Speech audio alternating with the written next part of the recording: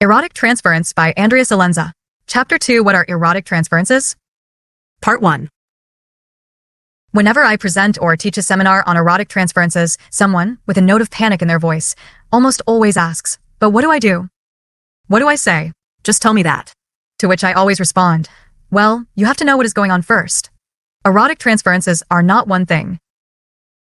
They vary in structure and meaning, both of which will determine how to understand the phenomenon and what to say or interpret. Before beginning our discussion of the complexity of these phenomena, we have to be clear about terminology.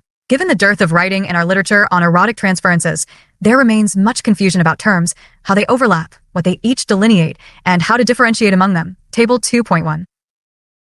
First, sexuality refers to a range of excitations and activities that engender pleasure. These are not simply genital phenomena.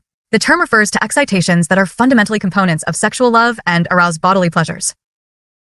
More specifically, the sexual instinct refers to sexual excitation that is bound to the functioning of any and all erogenous zones. Libido is the energy associated with the sexual instinct. When we refer to sexualization, we mean to denote the defensive use of sexual excitation to transform noxious experience into pleasure. It is a defensive response whose aim it is to transform unpleasurable experiences into pleasurable ones. In a much more general sense, eros refers to the life instinct, in contrast to the death instinct. Eros is vitalization, i.e., the energy that holds all living things together, binding. The term is derived from the Greek god of passion, i.e., love and hate. Finally, when we call something erotic, we mean to refer to the arousal of sexual desire or to refer to something as pertaining to sexual love, i.e., amatory, expressive of love, vitality, and life-giving feelings. Table 2.1 Terminology. Sexuality, a range of excitations and activities that engender pleasure. Sexual instinct, sexual excitation that is bound to the functioning of any and all erogenous zones. Libido, the energy associated with the sexual instinct. Sexualization, the defensive use of sexual excitation to transform noxious experience into pleasure. Eros, the life instinct, in contrast to the death instinct, vitalization, i.e., the energy that holds all living things together, binding. Erotic, the arousal of sexual desire or referring to something as pertaining to sexual love, i.e., amatory, expressive of love, vitality, and life-giving feelings. From this terminology, we can see that the erotic and the sexual are intertwined with the experience and expression of love. As we know, Freud discovered the phenomenon of transference by working with hysterical patients. These patients became more interested in a romantic relationship with him than discussing and addressing their symptomatology, the very reasons they sought help in the first place. As noted previously, we must always remember that the demand for love in the treatment context is a demand for love in the absence of capacity for loving. Therefore, we must not take this demand at face value, and we may be afraid of what lies behind it. At the same time, erotic transferences are not always about love. They occur on a range, from healthy and affectionate, Bolognini, 1994, to sexualization as a defense against the full range of conflicts to the full variety of negative transferences. Indeed, most erotic transferences are negative transferences, as we shall soon see. It is also imperative to attend to one's countertransference because there can be important communicative value in the meaning of what is being expressed in the analysand's countertransference, and these conveyances have unconscious components. It may be that the only avenue to gain understanding of them is through our countertransference experience. It is also important to remember that erotic urges can be used defensively by the analyst as well. Our literature reflects this. For most of the last century, our literature suggested that female analysts may mute the expression of urgent demands, especially by their male patients, interpreting downward, so to speak, in favor of a desexualized, maternal holding for fear of aggressive urges that may underlie erotic longings. This will be further discussed in the next chapter. Types of erotic transferences.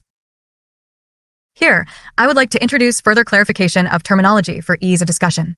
These terms relate to the expression of erotics and sexuality, all expressed from within the transference and are not terms outside of this context.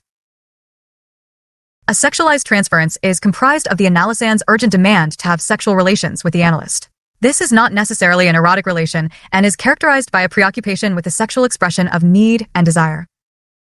It is usually experienced simply and urgently in a two-dimensional way, as if the need and action had little meaning. This is contrasted with the introduction of erotics per se, which is the private imaginative use of the object of desire, Ballas, 1994. An erotic transference, therefore, asks the question of who we are to our analysand in their imagined universe. Erotic transferences are the ways this imaginative use refers back to unresolved longings from the past, but are now re-experienced in the present.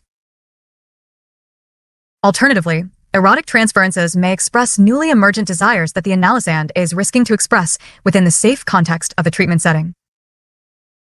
Therefore, the goal in treatment is first and foremost to convert the sexualized transference into an erotic transference in order to gain access to the analysand's fantasies.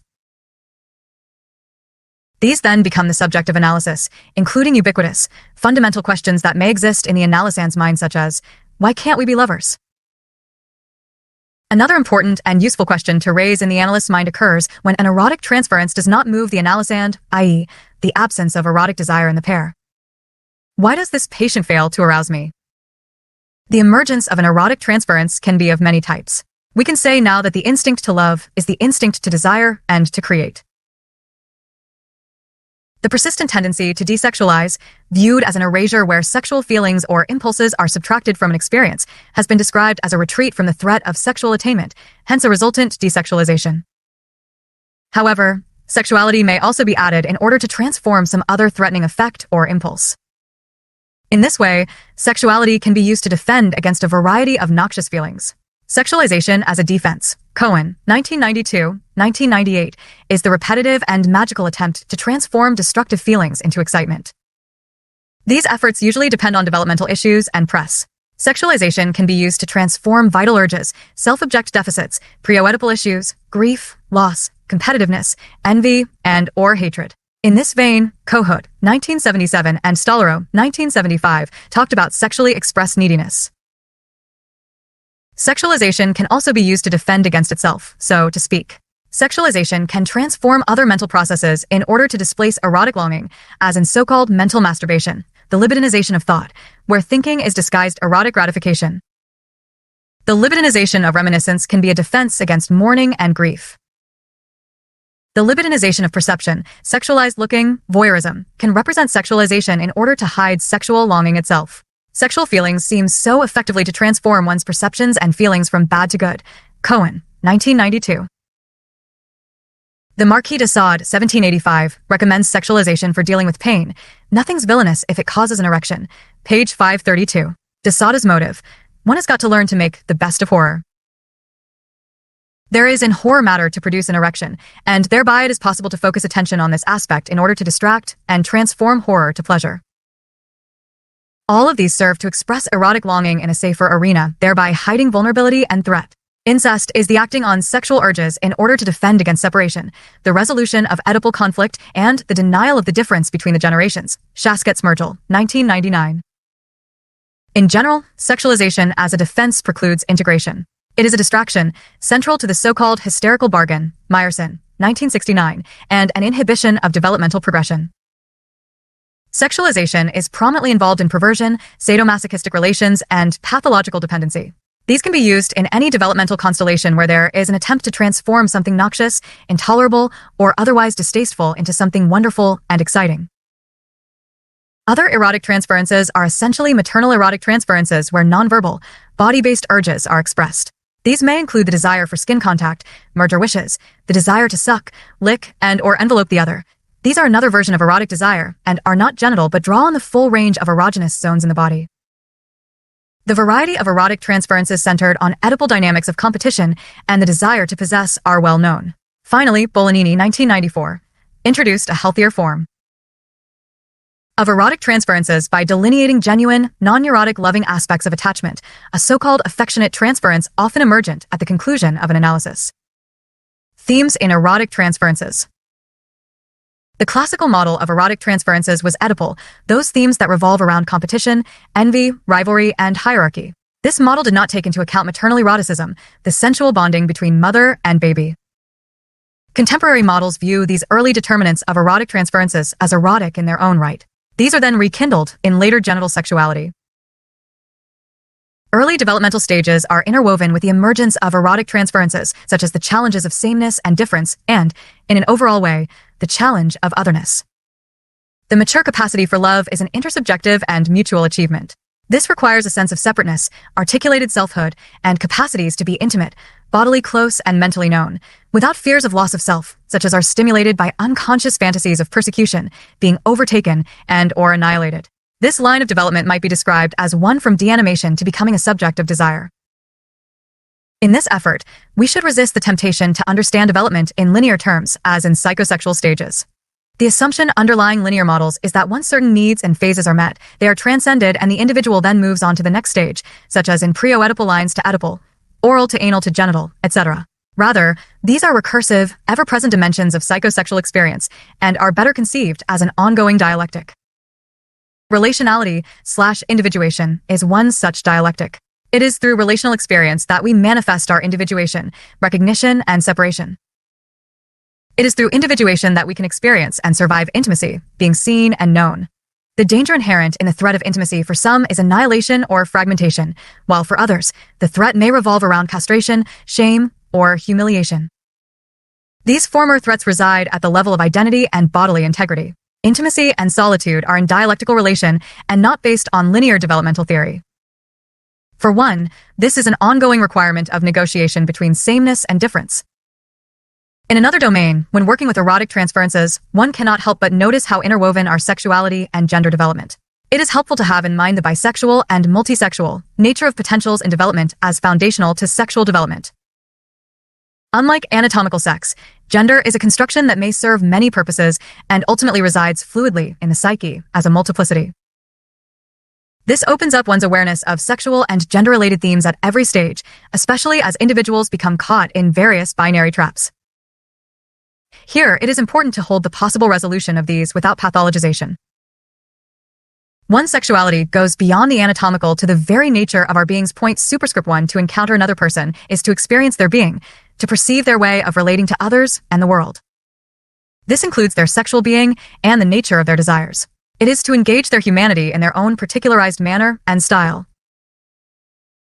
When we see another person, we immediately perceive their way of thinking, their relationship to their body, and their relationship to their sexuality, intelligence, strengths, gender, and desires. In these ways, several categories of being are immediately present, especially one's sexuality, and this is always inextricably intertwined with one's gender. It is through the expression of one's gender that we often perceive an individual's relationship to her or his sexuality, including but not limited to their sexual orientation. Despite that, we can often be mistaken about this. Even when a person's gender is ambiguous, this is registered as such. All of these ways of experiencing ourselves in relation to others are captured in the essential fact of how we enter into the world, always embodied, always sentient, sexed, and gendered.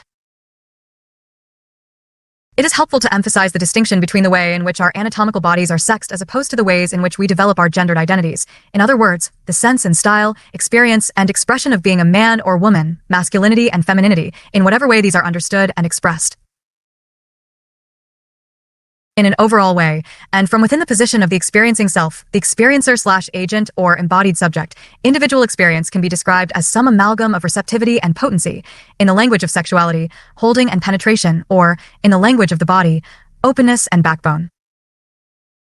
Put as a more traditional stereotype, the feminine and masculine, superscript 2, but here representing bigendered aspects of the self as opposed to one over the other.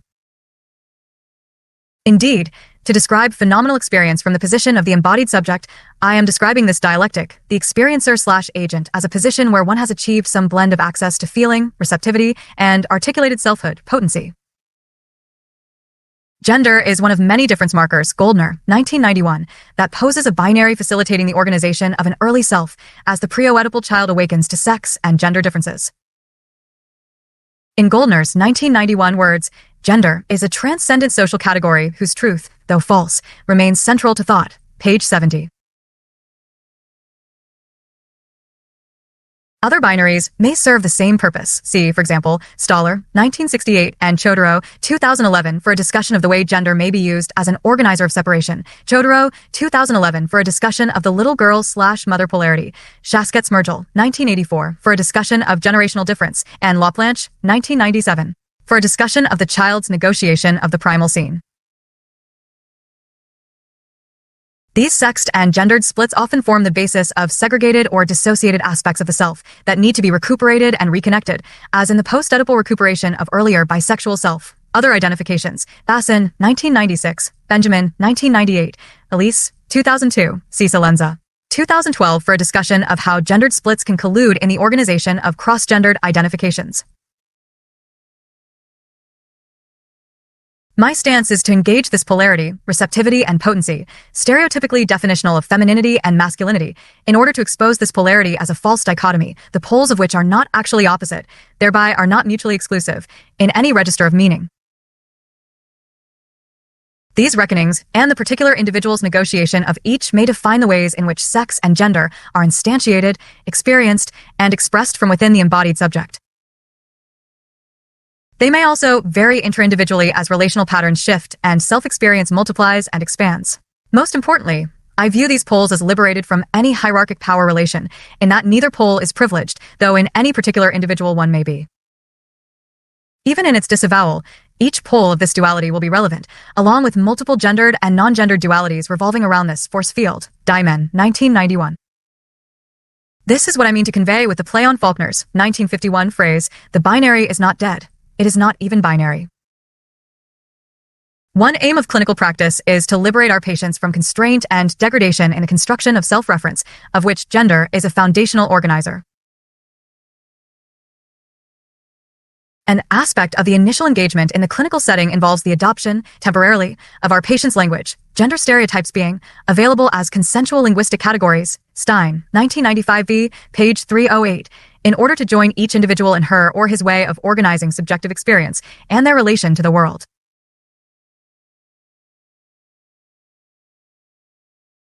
As treatment progresses, it becomes possible to transcend cultural stereotypes of gender, race, ethnicity, age, etc., and expand self-experience and gender repertoire. Elise, 1998, 2019, C. Stein, 1995a for an elaboration of clinical process with a transsexual patient. C. Long, 2005 for a panel report on the function of binary systems in promoting cross-classification. This expansion involves the acceptance and inclusion of binarial, oppositional categories in a both slash and multiplicity, in effect to achieve a unique gender blend. This blend reveals the gender binary as a false dichotomy and the two and the many. C. Harris, 2005 and Goldner, 1991 for extensive development of this idea. Through the language of multiplicity and binarial transcendence, I aim to advance the idea that gender identity is not only fluid, but ultimately internal. The sense of receptivity, a capacity to take in along with the capacity to stand firm, put out, so to speak, are both foundational to strength and health. Ultimately, neither are sexed or gendered in the sense of the attainment of healthy, human capacities which may form the goals, among others, of psychoanalysis. Signifiers of the erotic, identifications, introjects, and signifiers of the abject. Prior to the developmental challenge of transcending binaries, however, is the pre-binarial condition of infancy, before the baby is aware of anatomical sex difference, and when its relationship to its body can be thought of as pre-gendered. Lombardi, 2016, speaks of a vertical axis, wherein the first condition of life is somatosensory, a corporeal condition where concrete somatic sensations precede introjective processes. This domain revolves around the subjective experience of being a body and the infant's relation to it. In the horizontal axis, the primary caregiver ministers to the baby and aids in the experience of safely dwelling within one's own body. From an intersubjective perspective, I will be developing the idea of the first signifier of the erotic as a body-based feminine.